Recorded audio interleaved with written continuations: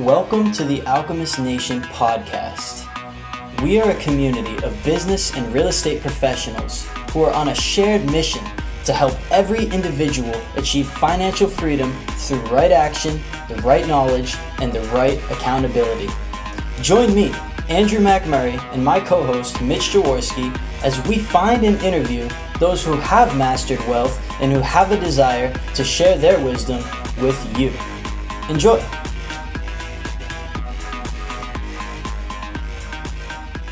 Welcome back, everyone. It is another episode of the Alchemist Nation podcast, and I am your host, Mitch Jaworski, also known as the Scaredy Cat Guide, and I'm here with my awesome co-host, Andrew McMurray, and he's going to tell us about the kick butt guest we have for this episode. What's up, Mitch? Thank you so much. I'm glad you're here. Thank you for being here after coming back from Vegas for a week, man. I had a conference out in Vegas, and back into the swing, back into the routine, and we're going to get some knowledge dropped on us per the usual, and that's one of the benefits of hosting this podcast.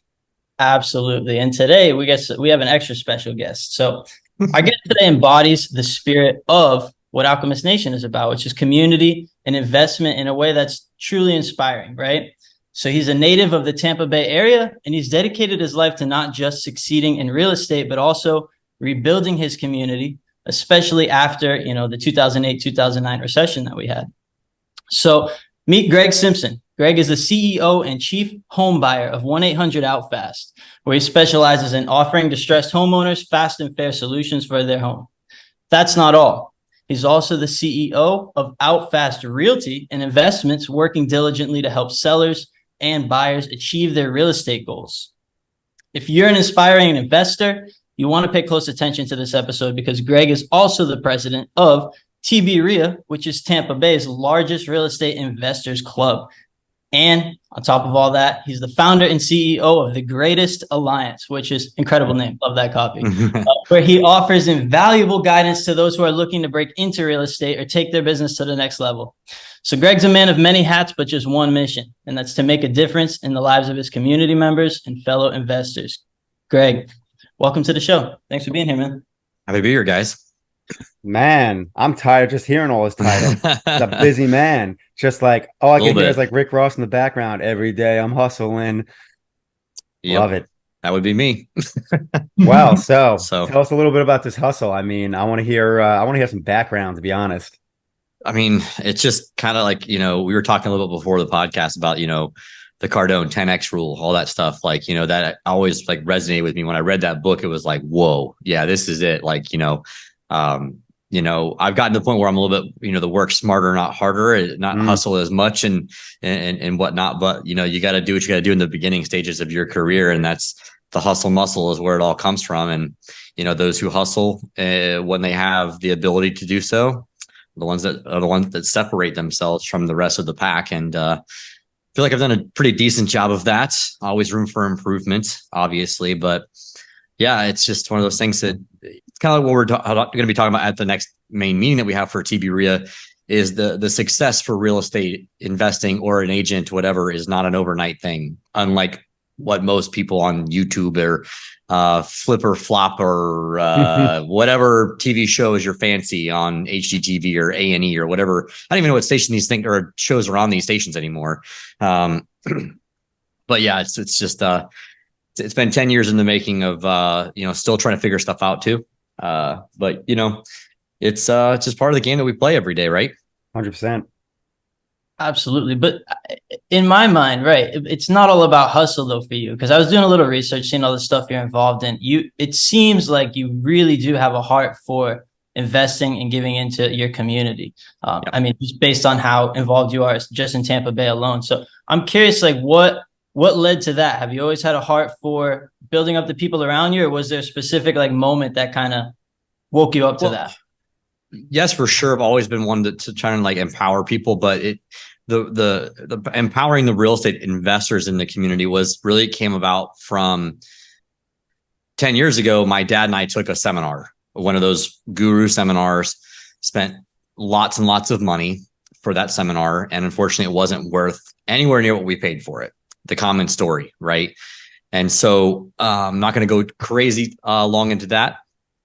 But when I had the ability to purchase TB-RIA from a fellow investor who was basically getting out of the game, I saw it as an opportunity for me to give back to aspiring investors that could not afford to take one of those humongous, ours was like $50,000 when it was all said and done, or close to it. And I was like, there's got to be a better way to educate people without having that huge price tag. Because my dad actually went bankrupt because they were like, oh, throw it on credit cards, you're going to make the money back so fast. And it's a very common story that a lot of people went through. So I didn't want to see that happen to anybody else either. So that's kind of where TB-RIA really took off, because when I took over, it was just kind of like this, we'll get together when we get together kind of thing. And now it's over 450 members locally here in Tampa between our members and sponsors and whatnot. And has grown from 3 or 4 meetings to now 8 meetings every single month. And it's just a place where everybody can come learn, network with people and build their tribe, like kind of what you guys are doing at Alchemist Nation as well. Awesome. Good stuff. It's funny because you mentioned, common story where, found a seminar with some guru, spent a bunch of money, didn't really get value out of it. And I think that's what leads a lot of people to do what you did, right? Where you have something like Tampa Bay RIA now, where you're just adding so much value, right? And obviously, you have presenters there that teach stuff and they may be selling things, but generally is a value add proposition there, right? And that's one of the reasons that, we love Alchemist Nation, is just like, there's education out there and you can purchase it, but you're not like financing and mortgaging your entire future to do it, right? And that's, that was a big, kind of gatekeeper thing for me when I got involved with Alchemist Nation. It's just like, well, what does this look like and what are you doing? Because, I've paid for education just as you have. And, I don't have a problem paying for education as long as that there's value there, right? As long as I'm actually going to be able to use that information to do something, right? And you have to take action. Those that don't take action, it's just information that's, essentially not useless, but, stagnant. But it's cool that it motivated you to do something where you can help people so they don't have to spend that $50K to learn about real estate, because that price tag has always bothered me too. And there's gurus out there that are charging 30, 40, 50K, and I always thought that was a little extreme to educate people. But at the end of the day, if you do take education, this is kind of just like a public service announcement, make sure you take action, because if you don't, it's money that you might as well have just spent on entertainment. But at the same time, it's always good to vet out those service providers, because there's those that add value and there's those that really, you don't really get what you pay for. Don't, Greg's experience doesn't have to be, a complete negative. So just, I'd say the audience should kind of learn from that. And just, it's like anything else, trust but verify. Same thing when you do deals, right? Like Greg, when you do a deal, when you're looking at deals, right? What are you doing? You're underwriting the deal, right? You're working the numbers, and at the same time, the service providers you use, like, it's no different than, a title company, right? It's just like, I'm gonna probably get a title company through a referral, right? Or through someone that, a friend's done business with, or just doing general research and seeing that they overall have good reviews and there's no like negative feedback in regards to their business on a whole. So just goes back to due diligence with everything, right? Yeah, I think it really comes down to also, it's due diligence for sure. But again, I look at it too as like you said, the magic words is taking action, right? Yep. But now that I've been in like the personal development space for the last 10 years, because when you get into this business, like it's obviously it's a whole shift in so many things in your life, right? Real estate is one of those weird professions that you get out what you put in, more so than anything else out there that I've seen. Right. And because of that, a lot of us have to go through some transformations, a lot of growth. And I look back at the price tag we paid for that real estate thing. While it was technical, it wasn't very good technical, but say it was amazing. Right. I would go back and say, I wish I'd have gone to Tony Robbins first and spent a whole bunch, that 50 grand with Tony, like with Tony's inner circle kind of thing, or pretty close to that, to get my mind right, be able to then go do real estate instead of the other way around, go do real estate and then figure out the mindset stuff later.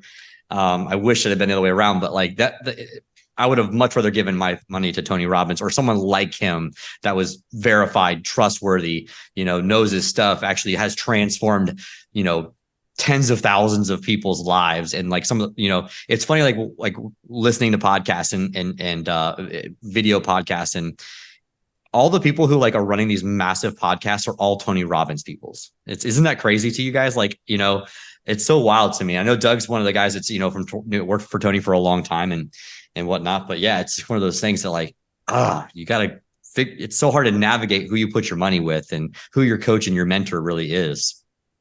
100%. And you made a great point though. You were like, I'd rather have spent that money on mindset first, because that's really where it starts. I mean, yeah. You can learn all the technicals when it comes to real estate, but if your mind's not right, you might have some success, but it's generally not going to last. You're either going to self-sabotage, run out of motivation, whatever it is. And this holds true for any endeavor. Your mind's got to be right. So I think it's a cool point that you mentioned. And I think it's one of the reasons that a lot of people enjoy Alchemist Nation, is because it's like a hybrid of both.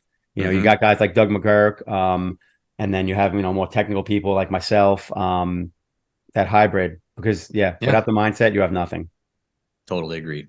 No, I love what you guys are saying, because you're making me feel good about myself, because that is what happened with me. And I felt bad about it for a while, but I joined a coaching program, which is actually where I met Doug originally. He was in the coaching program, but I spent the $50,000, put it on credit cards, and but it wasn't a real estate focused program. It was all about mindset. It was a mastermind with business professionals, and I got into real estate very heavily from that, because I needed to make the money to pay back the coaching program. So I was like, all right, let's go take action on all this mindset shit, So it's fascinating.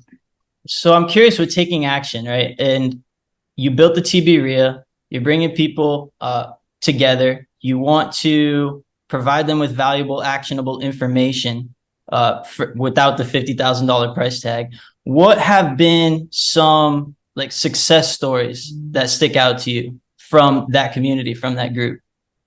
I mean, I've got several people who still come to it's. Again, we're talking about like, you can't go one time and expect it to, you can't ever go to like one networking event or one training and all of a sudden you're going to be an expert, right?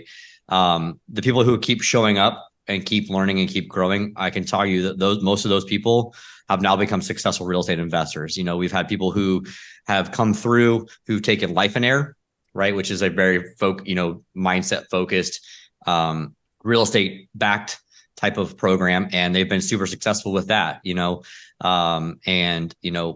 who are looking to get those kinds of connections with our sponsors, like our title companies and mortgage people and hard money lenders. Those people now have that first in, because those are trusted professionals that I have vetted. It allows them to shortcut a lot of things. And then we've got students who, I've helped them do their first ever wholesale deals. Take the real estate agent hat off, put the investor hat on, and make more money doing investor stuff than the realtor stuff. And then I've taken some investors and be like, dude, you need to go get your license, because you need to learn to like capitalize on those, those leads and referrals for your listings and stuff like that, so you can double dip, if you will.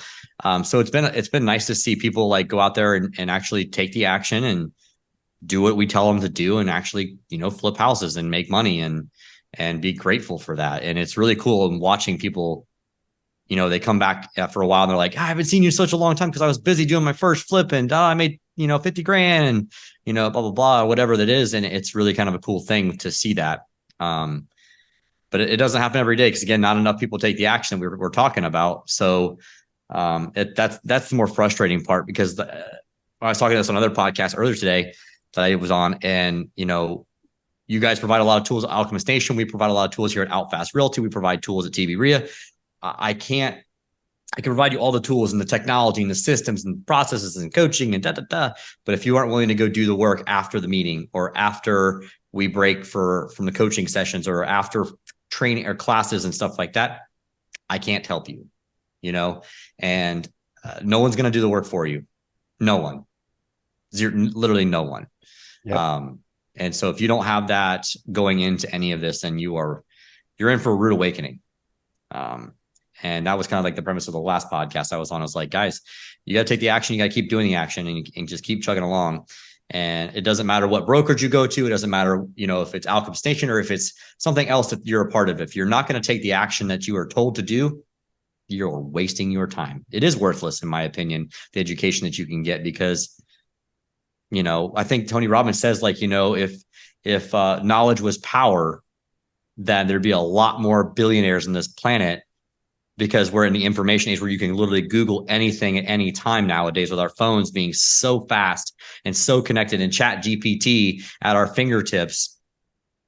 People are still not taking action, not making money, and not progressing or growing in their business, or more importantly, their lives. Love it. It's a theme, right? This is a theme we hear, Andrew, on many of the podcast episodes, is, the action piece of it, amongst everything else. It's like, if you're not taking action, all the stuff is, you're not capitalizing on it. You're not essentially executing it. I don't think it's not the desire to take action though, right? Because I mean, I speak to a lot of, I've been to a lot of real estate investor meetups and all that stuff. And yeah, of course, there's 80%, 90% of people who really want to buy real estate. They really want to grow according to their expression, right? So it's, what is that action piece? What stops people from taking the action? I mean, there's a whole laundry list, right? It's just one thing. It's one thing. One thing prevents people from doing anything. It's fear. Fear of the unknown, fear of rejection. Because I'm sorry, if you cold call 100 people in a day, you're going to get 99 no's. So there's fear of rejection, because people don't like being told no, especially in today's, microwave society. No one likes being told, no, you can't have that. No, no, no. Ooh. That is a negative, nasty word in today's society, is no, especially with all the entitlement that we have. And that's not, every generation has been entitled. I'm not going to pick on millennials or Gen Z or whatever the next one is. Every generation feels entitled to something. So that's not what I'm going to go down as, but if it's always the fear of rejection, a fear of the unknown. They're afraid that they don't know what to say, or they don't know what to do, even though they may have a checklist. Like, we've given agents and people literally a checklist of everything to do every day. Look, that's all you got to do. Just do these 3 to 5 things every single day, and you'll make a bunch of money in the next 90 days. They still don't do it because they're afraid that if they don't do all of it, they're going to fail, which we know is not true. But they're also maybe afraid that, hey, if Greg is going to check me today, I'm probably better off doing none of it than just 80% of it. I really don't know what some of the things, but it all boils down to fear of something. And, but action fixes that, right? Because you fail and you learn to fail forward. We've all, done that, and you learn to take no. You don't take no for an answer. That whole thing is all the cliches. We could come out of the woodworks with all of them, but that's really what it is, man. Is it all boils down to fear of something. Yeah. No, I mean, my favorite one is, right. I've had to deal with it too, is fear of success, because I come from nothing. My family didn't have money. And if I make too much money, my family's not going to love me, or they're going to reject me. Or if I all of a sudden make more money, like I have an agent, I won't say his name. I think he's afraid if he makes more money than his wife, that she's going to, as a new agent, he made more money than her in his professional before. But like, if he makes more money than her now, like she's going to leave him, or she's going to think less of him, it's just weird shit that we come up with. That we literally sometimes just manufacture out of nothing. False evidence appearing real, right? You've heard that. We've all heard that before too. Yeah. But that's really what it is. It's all bullshit. It's the stories, the belief systems that we tell ourselves that really get in the way of taking that action. 100%. Yeah. I mean, at the end of the day, you kind of bottled it up to that one thing, fear. And that's, procrastination. What does it come down to? Essentially fear, and yeah, the fear of success. I mean, I resonated with that when you said that, because same thing. I grew up like with nothing. And it's just like, and I've seen myself do it, where I was like, I've had success in something, but I haven't had near the success that I could have, because I kind of just sabotaged it at some point. Right. And it's just like, oh, I'm doing well, but I really could be doing 10x better than I am. And it's just like, so I understand that fear. And this goes back to what you said. If you could do it over again, you'd spend all your money on mindset education from the jump. So I think this kind of theme of the call so far keeps just driving that point home. So, with that said, I'd like to shift gears too, though, because, there is a technical piece. And obviously, not only do you help people invest, you enjoy investing. And me personally, I always talk about, and it kind of maybe goes along with mindset. When people start investing, it's like, you got to figure out, like, what's your personality type and what really jazzes you up and what are you going to stick with? Some people like I've done flips. I'm not a flipper. Why? Because I left my day job because I don't want a job. Flipping to me is a job, right? So I am buying and hold long term. I do the burr strategy. I love doing value add long term holds. That keeps me going. That keeps me, doing my thing. I don't lose interest, right? So for you, like what's more so your bread and butter? I know you do a few different things, but if you had to kind of say what's your jam, what does that look like? So it used to be flipping, but I really have never. I like making something that looks like crap go to something that looks beautiful, right? And that's fun and all, but again, it is a job. And so we have made the shift in the last 12 months to the medium term rentals. So we're still buying things at discounts, value add, fixing them up, going through the refinancing process, the burr. And then we're putting up extra walls and stuff like that to do extra bedrooms in the houses and stuff like that. So we're doing the midterm stuff and the cash flow is amazing. And it's a lot less work to make that cash flow than flipping houses and wholesaling and stuff like that. Again, wholesaling and flipping are means to an end. And they should be looked at as a means to an end, make money, save money, deploy that into a longer strategy. Again, rental properties are your 401k. That's the thing is like everyone needs to understand like a rental property, whether it's an individual single family, duplex, triplex, all the way up to big multifamily, every individual property is its own 401k. And so when somebody says, oh, I invest in the stock market or I invest in that, I think you're foolish if that's the only thing you're doing, because there's no guarantee that 20 years from now that 401k or that index funds are pretty good, but the blue chip stocks that you're investing in today are going to be there in 20 years. There's no guarantee. Whereas I know for a fact that piece of property will still be there in 20 years unless a hurricane comes through Florida, and that's what we have insurance for. Point being is though in 20 years from now, I have a fully paid off asset that is more than doubled in value, and it has been cash flowing all along. There's not a vehicle on the planet that can do all three of those things. Yep. This is what makes real estate so beautiful, right? So there was a couple points that you hit on that I kind of want to circle back on, because you said like wholesaling and flipping is a means to an end. And it's funny because I co-host a coffee meetup here over in Delray Beach, Florida. And all the time we talk about no good wholesaler stays a wholesaler. It's hard to find good wholesalers because most good wholesalers don't stay wholesalers long because it's a means to an end. It's a mean to get them the capital they need to start flipping, or it's a means to them getting their first rental property. And, some people, they enjoy the grind, they enjoy the hustle, and they build out a team, and that's what they do. They're wholesalers. But for the most part, most good wholesalers don't stay wholesalers because, like you said, it's a means to an end. And I've seen that turnover, like in my groups and meetups, where it's just like, oh yeah, so-and-so is a wholesale. And then if they do well 2 years later, they're no longer a wholesaler. And when they do find deals, they're finding deals for them. So I like that you mentioned that, because I think it does happen. And for a lot of people, it is a means to an end. And like you said, it's kind of like pay attention, because at the end of the day, it's a business, right? People think of, real estate investing, but really you got to treat it like a business. And how you just broke it down, it's basically a business. And you talked about like, each property is like a 401k. And yeah, like I look at it like I don't have a 401k. Like I left my day job 7 to 8 years ago. My retirement is like I got some money in an IRA because like I was a stock guy as well. But I also know that, like you said, think about all the people that went to retire in 2008, right? Their 401k got cut in half pretty much. Or worse. Yeah. You know what I mean? And it's just like, and yeah, real estate values went down, but compared to stocks, they went down much less. And on top of that, they're still producing income, as opposed to outside of like a dividend stock, and the yield's still not going to be nearly as close as a real estate investment. I'm not earning any income from holding my stocks, right?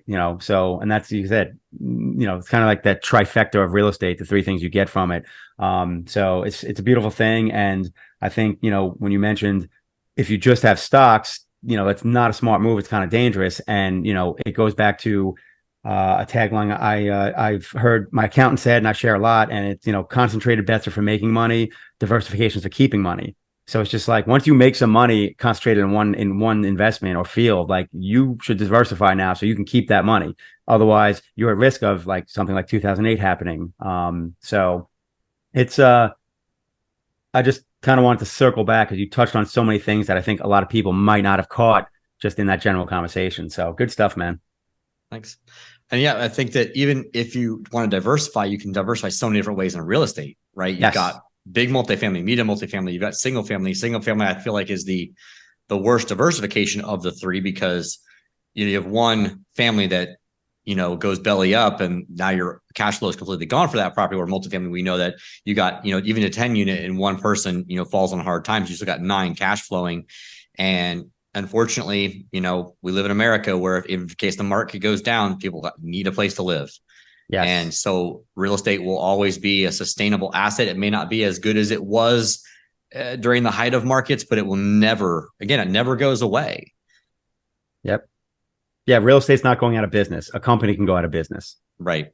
Exactly. So within the diversification, in real estate, and like you said, there's so many ways. So one of the things you're doing is, like you said, you're doing a lot of medium-term rentals, which, I like, because it's less work than an Airbnb, but it makes more money than long-term. But for listeners that are brand new to real estate, give them an example of like what a medium-term rental investment looks like and what the clientele is. Yeah. So medium-term rentals for us, we're basically, we're renting each of the rooms out individually. They have all common space in the house. Like the bathrooms are shared, kitchen shared. If there's a living room or dining room, that's shared. Laundry is shared.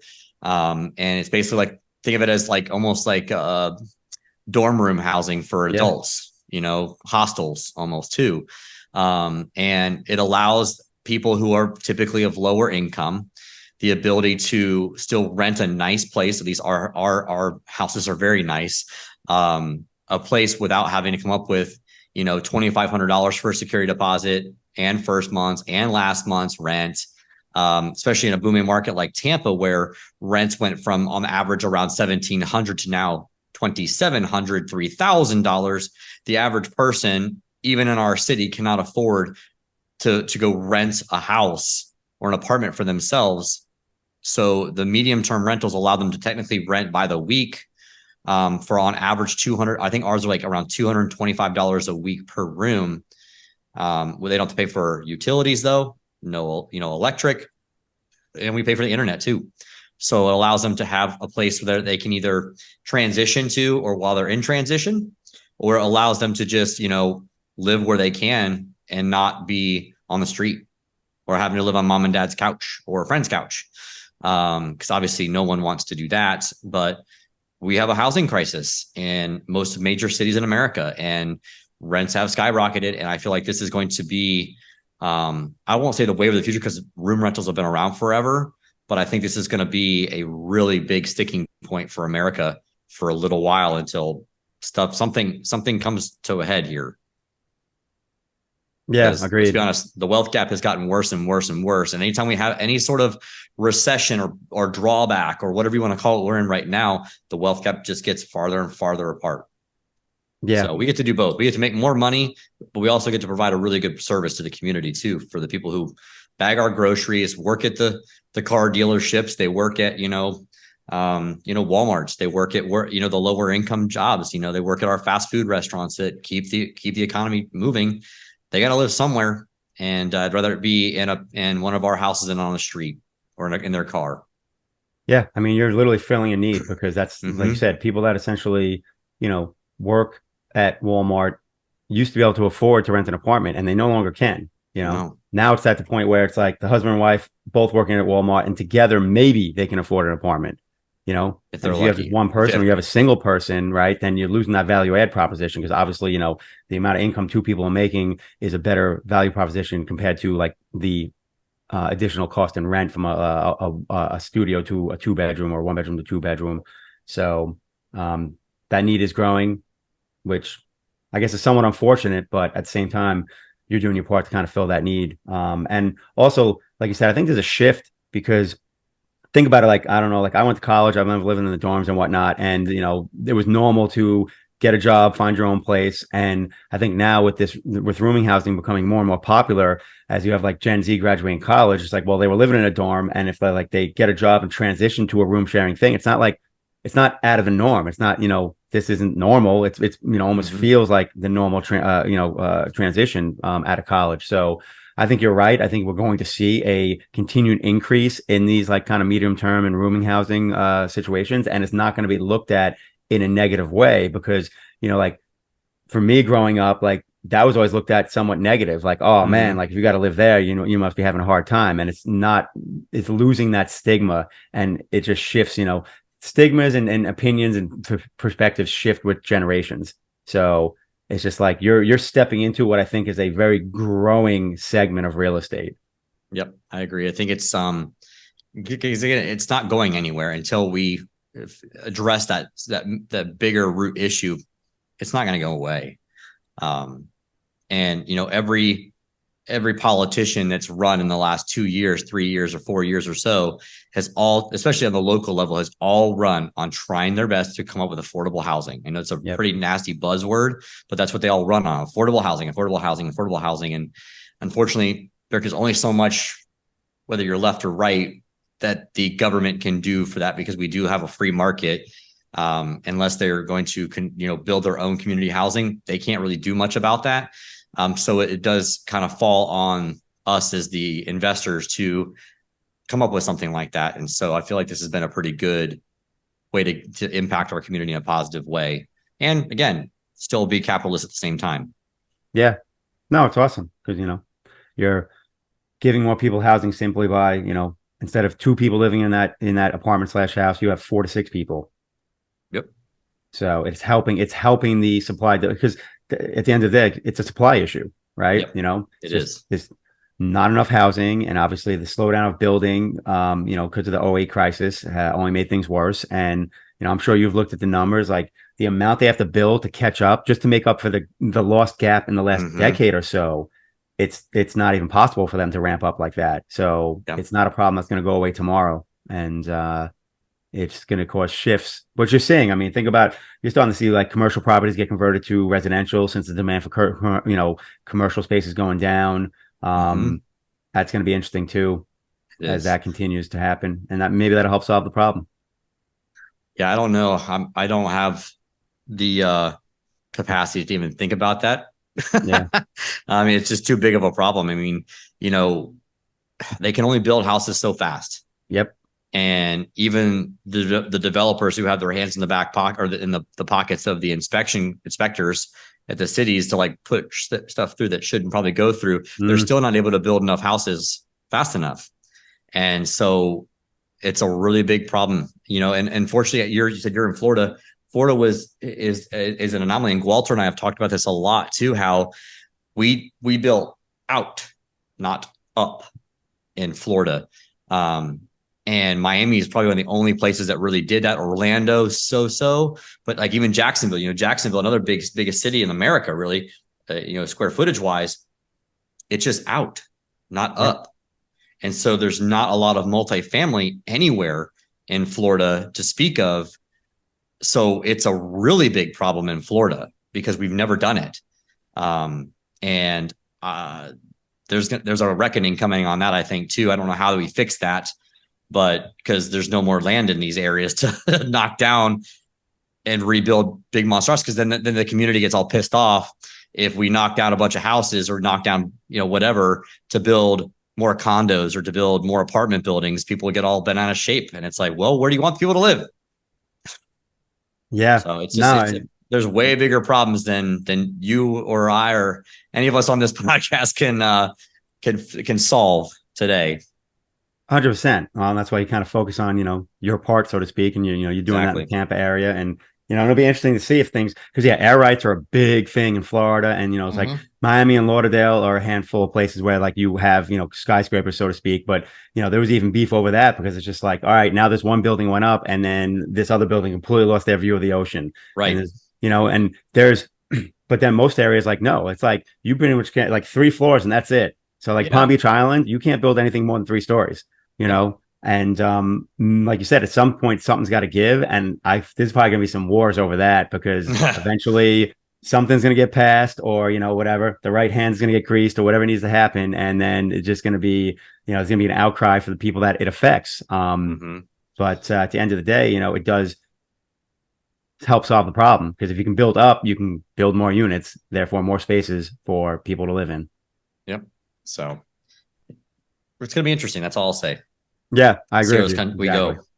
It will be interesting. So, What I'm interested in is because Walter is always kind of just bringing in rock stars to the Alchemist Nation community, and obviously I joined him one time when I was visiting at the Tampa Bay area, which was a great event, and got to meet you there. So since you've met him, I know you've been involved in Alchemist Nation. So usually any guests that we have that are kind of involved in the community, we like to ask, not only what you get out of being part of the community, but also just like kind of what you enjoy about it, or what you're even able to give by being part of the community. Yeah, I mean, the thing I love about it is that, again, it builds that sense. The community aspect is like you get to be around people who are like-minded. Again, we all read Think and Grow Rich. I'm sure you guys have read that book at least a few times. Hell, I wrote my own little summary of it. Yeah, there you go. I mean, we all have, the 5 people we surround ourselves with, and you'll be the 6 kind of thing. And it's the same idea as that, is that if you're surrounding yourself with people who are achievers or are determined to be an achiever, your likelihood of being that next one is exponentially greater than if you were to try to do it alone. And so whether Alchemist Nation has been great too, because it's allowed me to meet. It's really actually, I've met some really cool people from it, but what's really been cool is watching my TBRE members also join Alchemist Nation. And it's like, oh, they want to level up. I'm going to pay more attention to them too, because they're investing in themselves. Instead of just coming to a meeting and just trying to soak up the information, they're also taking the next step. And it's like, oh, I see Denise and Doug, they're in it too. Or I've got, Gary, he's been a really big in getting into Alchemist Nation is really big part of TBRE. And it's like all those different people who have taken that leap of faith. You just really know that you can rely on them too, because we see we see the action that they're taking. 100%. And that's what, and then it goes back to that word action, right? There's people in there taking action, and it's inspiring for others, and then hopefully that'll get them to take action as well. And I think that's a big draw and benefit of the 100 Millionaires Summit. So, every year, and the 2023 Summit's coming up it's less than a couple months now. I know you're going to be there, and, give everyone a little teaser about what's going on from Greg at the 2023 Summit this year. Yeah. So I'm excited because I'm going to be doing a pretty, if you guys have ever seen me speak or anything like that, I'm a pretty lively and passionate and like to walk around and talk. I'm going to be a little more reserved this time. I'm really going to talk about fun. It's really going to be kind of like what you would see at Cardone, where like you would sit down with a speaker and it would kind of like just like almost like a podcast episode, but we're going to talk about what we see in the marketplace, what the next trends are going to be looking like, where the market is going, almost like a little bit like, the midterm rentals we're talking about. But what we're going to talk about, what things are going to be successful, like what exit strategies and what strategies are going to be successful going forward the next year or two, which ones are, kind of up in the middle where we don't really know where they're going to go, and which ones you should absolutely run away from. So that way you can set yourself up for success and not doing the wrong strategies for the next couple of years until the dust settles and we figure out what's going to happen with interest rates and appreciation and are there going to be a new tax code, things we have to deal with. I do have a crystal ball, actually. It's not a magic 8 ball. Nope. I have that too somewhere around here, but this crystal ball doesn't tell me the future every time I look into it. So it's just going to use some data to provide Alchemist Nation members and guests of the summit, some tips and tricks of what they can do to make sure they're hedging their bets and going down not going down the rabbit hole of the wrong investment strategies. I love it. So basically what I'm hearing is you're going to do all the research for me, so I can just sit in on your session and I don't have to go digging in the crates now. That's pretty much what we're going to do. Say, look at that value at the summit from Greg alone. You don't even need anyone else to speak. See, look, there you go. There's a value add right there. So that's awesome, man. No, and honestly, recognizing trends, right, is important. And like you said, if you can get into the path of progress, right, you're going to put yourself in a so much better chance to have success, right? Because why not? Like you said earlier, work smarter, not harder, right? I'm from that same old school camp of like, I would just work harder, right? And it's like, all right, hold on. let me put myself in a place where I can work hard, but the benefits of that hard work is going to 10x because I'm either in a growing segment or the path of progress. So I like that. You seem to have an eye for that and a knack for that. So I'm looking forward to your presentation at the summit. And I'm definitely going to be taking notes. So good stuff. Good stuff. If people want to consume more information from you or get involved, or even if they're local to Tampa, go to the Tampa area, like how is the best way to, get in touch with you, see your content, all the things? Easiest way is honestly, I'm more on Instagram than anything these days. And so my handle on Instagram is @real Greg Simpson.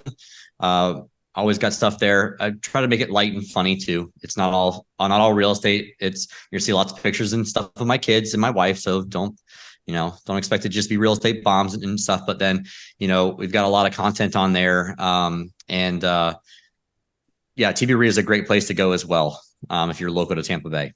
When do you guys, I know usually, it's standard day each month. What day of the month do you guys do the Tampa REIT meetup? So our biggest main meeting, is the main meeting. It's always the third Thursday in downtown Tampa. Cool. So and I'm assuming, is there like tvrea.com or something? tvrea.com. That's it. Perfect. All right. Yeah. So anyone's in, that western side of Florida, it's okay over there. Go Greg, hit up Greg. He puts on a good event. Like I said, I happened to be at it, and it was a busy room. There was a lot of good vendors there in terms of providers between title companies and whatnot. And he always seems to have a speaker that really crushes it. So I was glad I was able to stumble into that meetup while I was over on the West Coast. Perfect. Yeah, man. Well, thanks for having me on the podcast today. Yeah, 100%, man. It was good seeing you again. I look forward to seeing you in early November at the summit. Should be fun, and appreciate you joining us and sharing a little bit about what you're doing. Yeah, thanks, guys. Awesome. All right, everyone. We will see you on the next episode. And until then, go out there and take action.